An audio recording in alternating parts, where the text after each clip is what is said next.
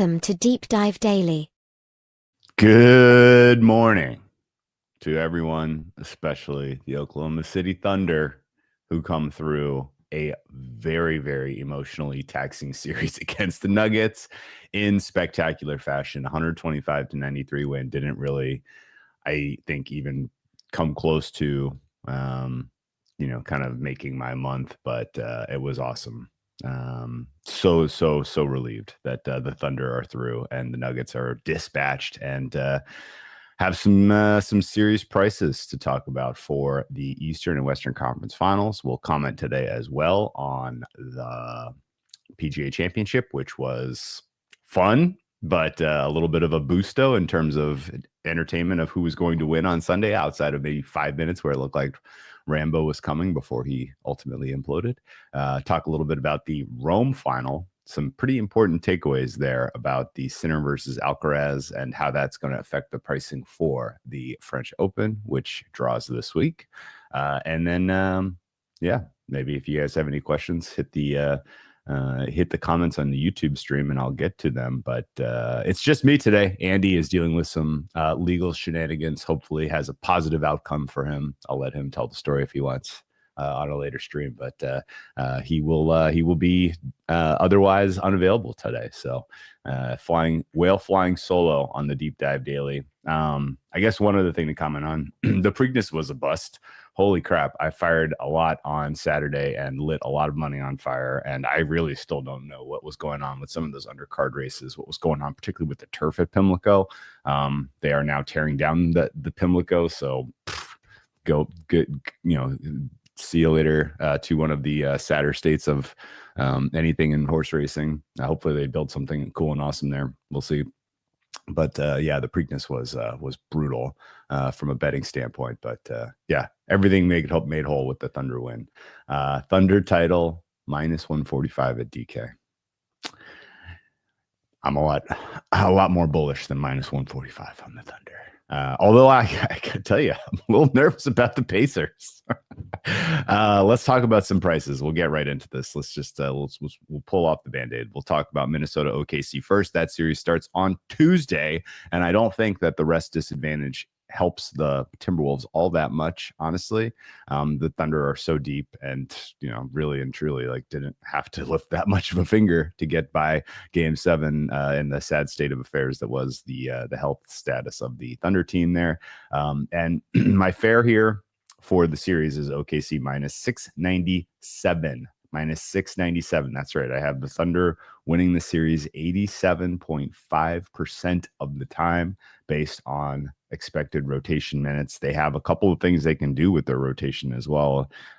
Interesting to see if Daigneault just sort of sticks with what's working and goes with the double big lineup, or if he elects to right out of the gate go with a smaller lineup, which I think would be even more devastating against this Minnesota Timberwolves team.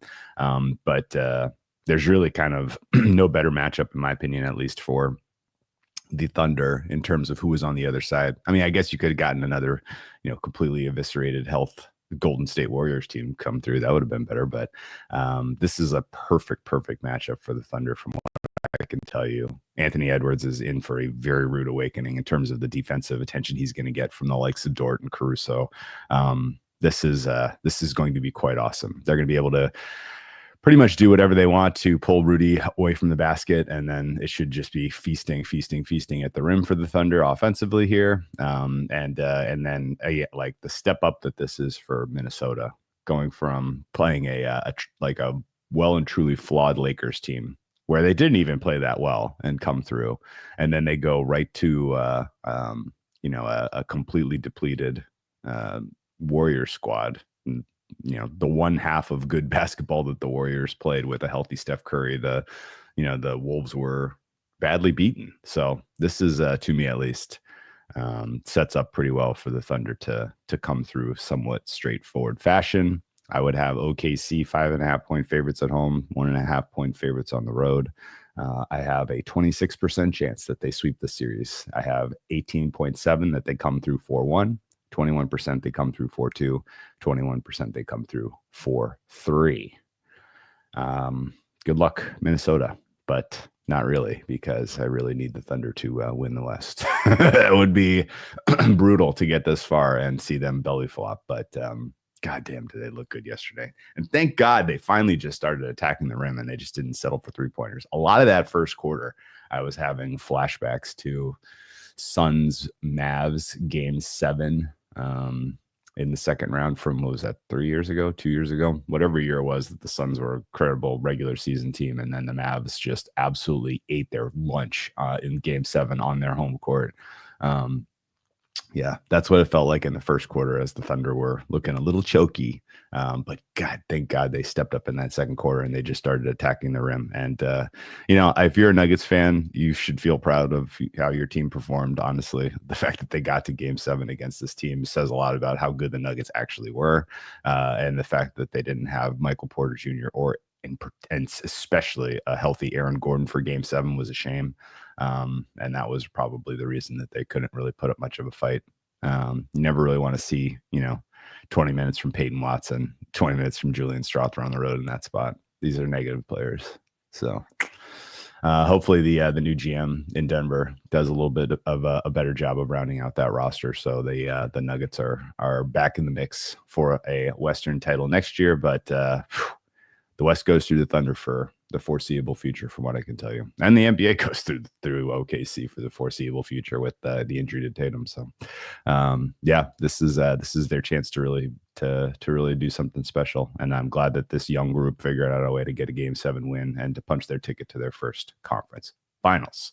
Looking at the other side of the NBA in the Eastern Conference Finals, I have virtually a statistical dead even series projected here between Indiana and New York. I have never actually seen this close of a projected series in all of the years I've been running the same kind of overall sim for a playoff series.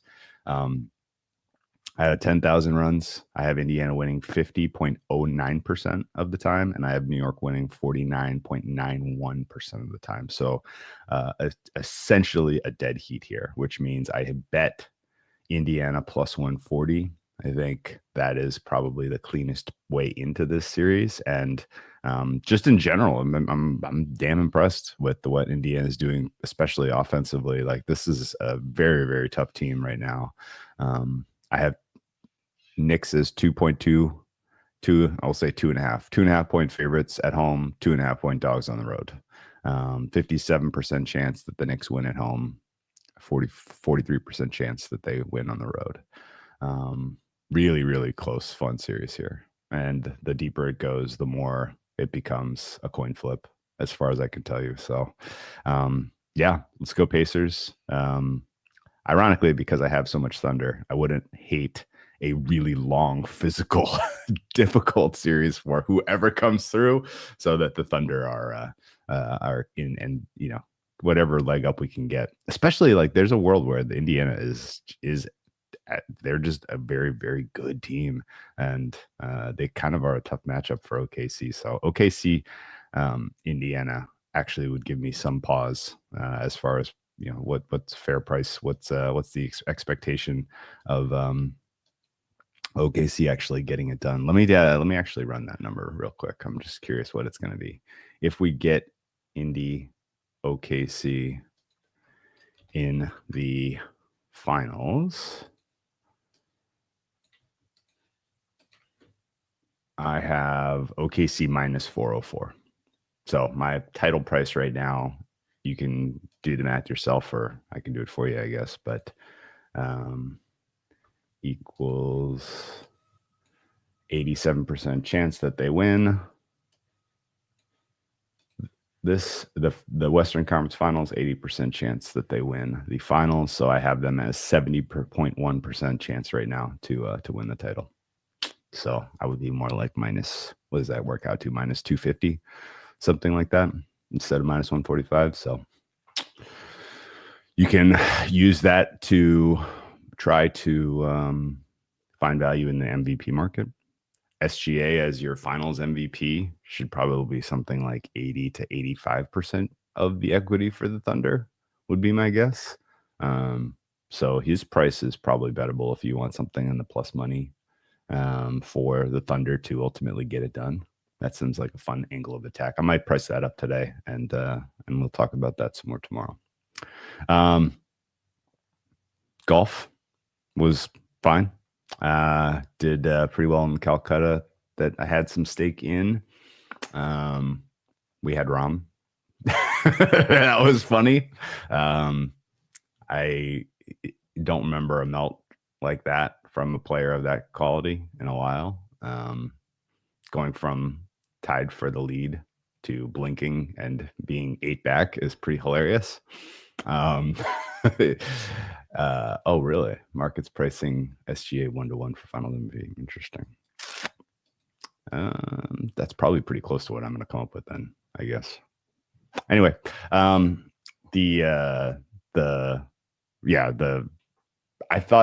guess I wanted to just say this about the golf. I don't have any deep commentary. Like Scottie made it look easy. The way he played on Saturday in particular down the Green Mile was like, oh, so he's just going to win, I guess.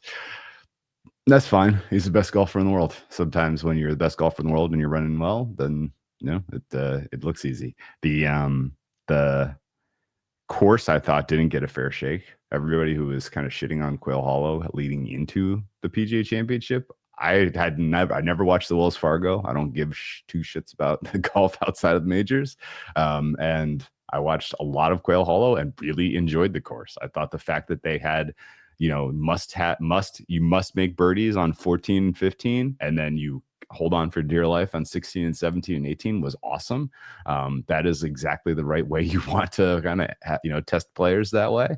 And I loved it. The fact that 14 was drivable and it set up like potential insanity of like Max Homa almost hole-in-oneing a par 4, like that's sick. That was very cool and fun.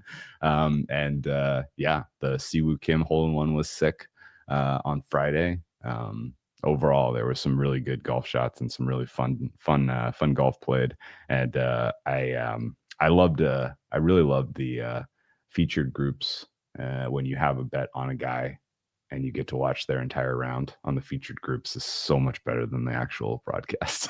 And that was so I spent a lot of time with John Rahm and Siwoo Kim on Sunday, outside of the time I was absolutely locked on Game 7. Anyway, I don't know that many people won a lot in the PGA Championship. Don't know a ton of people who were really heavy Scottie. Some of the best golf bettors in the world I saw with some pretty poor results. So don't feel like you're on your own if you lost money betting the PGA Championship. The Rome final was a loser for me. The women's was a winner. I still can't believe they priced Coco Gauff as a favorite after she played 3.5 hours in the penultimate match there against Zheng Xinwen. She was a complete shell of herself in the final, and Paolini took advantage. That was one of the more kind of head-scratching golf market prices I've seen all year.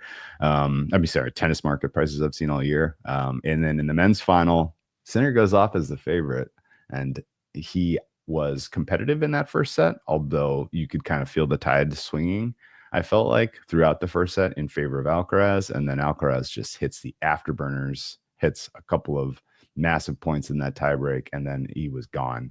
I don't know really what that says about his potential for being a healthy favorite at Roland Garros, although he obviously goes in with now a better seeding and has a potentially softer path than if he had not won that tournament. Sinner's still your 1 seed for French Open, and he's going to have, the cleanest path. And just in general, seems like he plays cleaner tennis in major settings than Alcaraz does. Alcaraz is a little bit more of a kind of a higher variance player in terms of match by match, and so like it's probably going to be Sinner Alcaraz rematch for the French Open final. And I think that's right. Those are your 2 best tennis players in the world by such a fine, far margin at this point. It's not even worth really considering who is number 3, because who cares? But I would say the margin between the 2 players is narrow, and Sinner more likely to get to the final than Alcaraz, but it's pretty close. Is this rating for Paolini warranted? She's 5th favorite for the French now. It is not, in my opinion. She should probably be more like 10th-ish. I would put players like Keys and probably Pagula, Zhang Shenwen all ahead of her, Andreeva ahead of her. I would I would kind of price her in sort of the same tier right now as Svitolina and Rybakina, which is to say she should be more like 25-ish to 1, maybe 50. I know she made a number of slam finals recent years, but she's going to need a little bit of she's going to need to run good, I think, to get there this year. And she's going to have a good draw. She got herself some solid points winning the Italian Open and set herself up for potentially one of the premier draws. Iga is really the question mark for the women's side of the French. Like, she's still being supported in the market. I guess that's fine. I don't have any skin at all in Iga. I actually don't think I have anything outright right now at all on the women's side. Looking at Iga and Sabalenka, both at plus 240 right now at Bookmaker. To me, that should be Sabalenka slightly ahead of Iga. Sabalenka would be my favorite right now, but not by much, and not much higher than plus 240. So I'm probably not going to play that. Coco is 625. She'll probably be a bet on. I'm guessing she's going to close shorter than that once we see the draw. Andreeva is a pass just because she hasn't shown that she's solved some of the top players that she's going to run into in week 2. Paolini, where is she even? They don't even have her listed at Bookmaker. Oh, no, she is 14 to 1. Never mind. Excuse me. She is priced the same as Zheng Xingwen. Yeah, I don't agree with that. I think Zheng Xingwen should be ahead of her. I think if you gave me a choice between Paolini at 14 and Keys at 45, I take Keys every freaking day. Not even close. They should all kind of be right around 25, her and Rybakina and Keys, I think. Pagula kind of in that mix too, like around 25.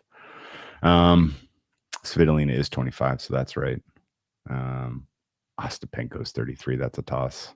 Hans Jabeur is listed 100 to 1. I wonder why they put her on the board, but not some of the other ones. Anyway, all right. The men's bet, I have some Jannik Sinner in pocket at plus 250. He's shorter than that now. I don't feel awesome about it based on the fact that Alcaraz just absolutely handed it to him yesterday. All right. Some Mira Hopium. We can get some Mira Hopium going.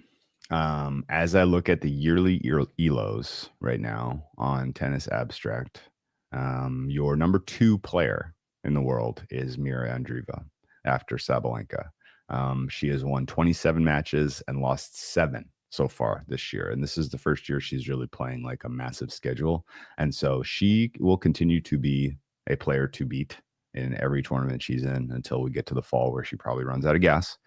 She'll be, but between now and the U.S. Open, like she's gonna have some more titles. Just buckle up and gird your loins, prepare for it.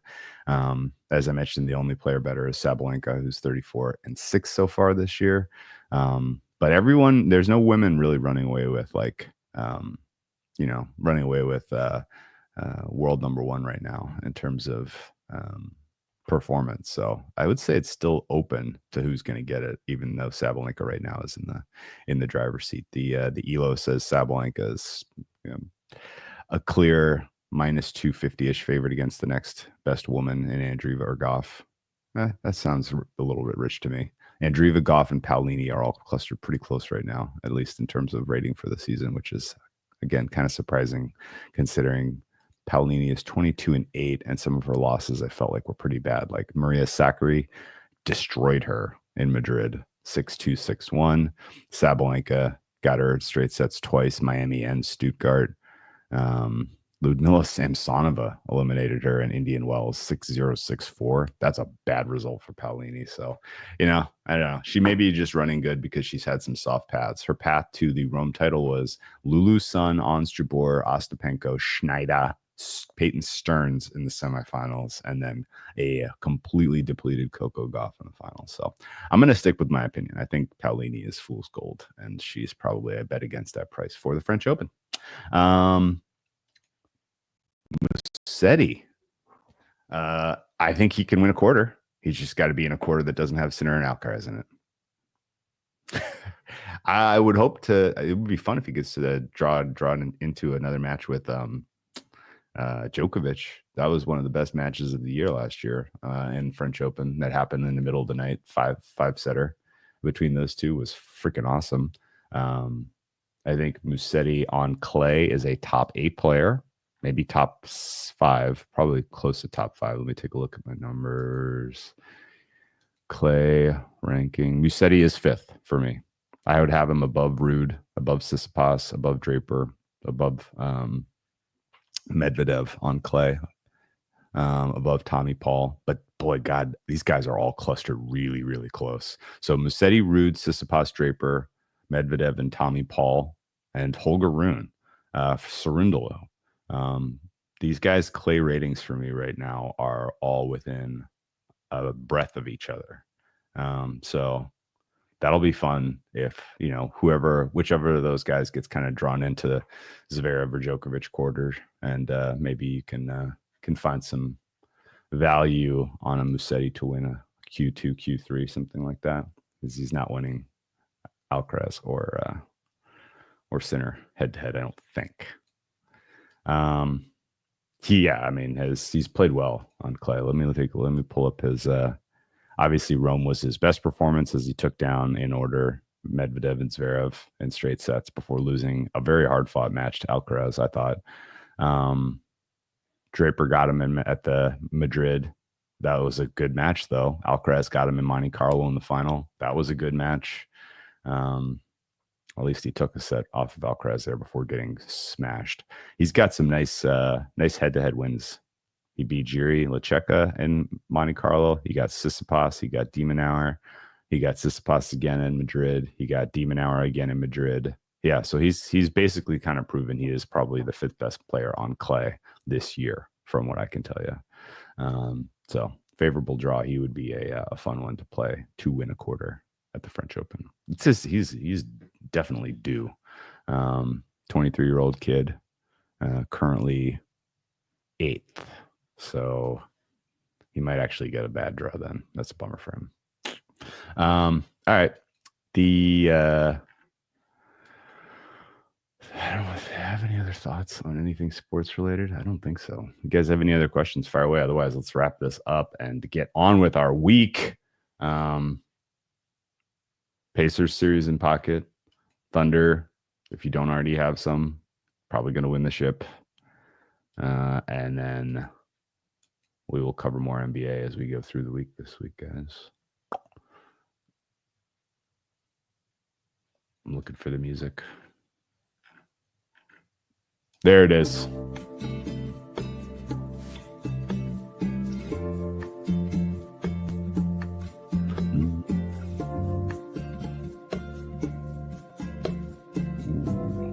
I forgot to answer Nolan's question about timing market entry for NFL season-long stuff.